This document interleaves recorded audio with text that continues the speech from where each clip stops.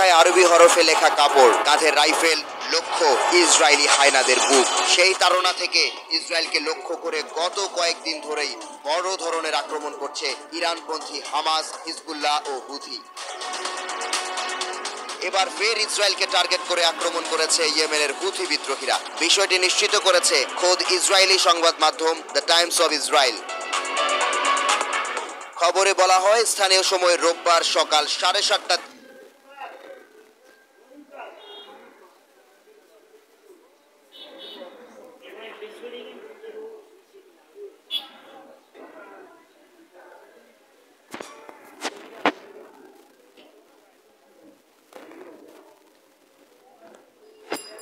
থেকে জরুরি সাইরেনের শব্দে কেঁপে ওঠে ইসরায়েল। ইয়েমেনের হামলা থেকে রক্ষা পেতে টেল আবিব ও জেরুজালেম সহ বেশ কয়েকটি শহরে সাইরেন বাজিয়ে সতর্ক করা হয় বাসিন্দাদের। সে সময় ভয়ে দিক বিদিক ছুটোছুটি শুরু করে ইহুদির দল। প্রাণ ভয়ে কি রেখে কি করবে সেই চিন্তায় দিশেহারা হয়ে পড়ে তারা।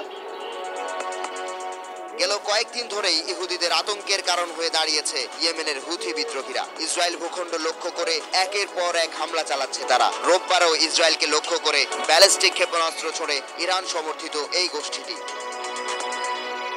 তবে হুথিদের ছোড়া ওই ক্ষেপণাস্ত্র ইসরায়েল ভূখণ্ডে আঘাত করার আগেই তা ভূপাতিত করার দাবি করে ইসরায়েলের প্রতিরক্ষা বিভাগ। আইডিএফ মুখপাত্র জানান, হুথিদের মিসাইল ভূপাতিত করা হয়েছে এবং তাদের এই হামলায় কোনো ধরনের হতাহত হয়নি। এ নিয়ে গেল 5 দিনে মোট 4 বার ইসরায়েল ভূখণ্ডে হামলা করেছে হুথিরা। এর আগে ইসরায়েলের তেল আবিবের কাছে বেন গুরিয়ন বিমানবন্দরে পরপর 3 বার ক্ষেপণাস্ত্র হামলা করে তারা। এতে ব্যাহত হয়েছে বিমানবন্দরের কার্যক্রম। এমনকি ইসরায়েলের এই বিমানবন্দর উড়িয়ে দেওয়ারও হুঁশিয়ারি দেয় ইয়েমেনের প্রতিরোধ যোদ্ধারা।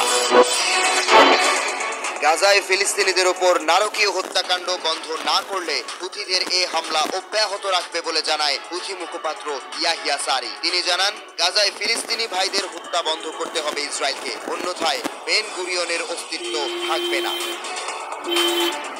ইসরায়েলের পাশাপাশি লোহিত সাগরেও মার্কিন যুদ্ধ জাহাজে ড্রোন হামলা করেছে ইয়েমেনের ইসলামিক যোদ্ধারা। মার্কিন বিমানবাহী রণতরী ইউএসএস হ্যারি ট্রুম্যানে আক্রমণ করে তারা।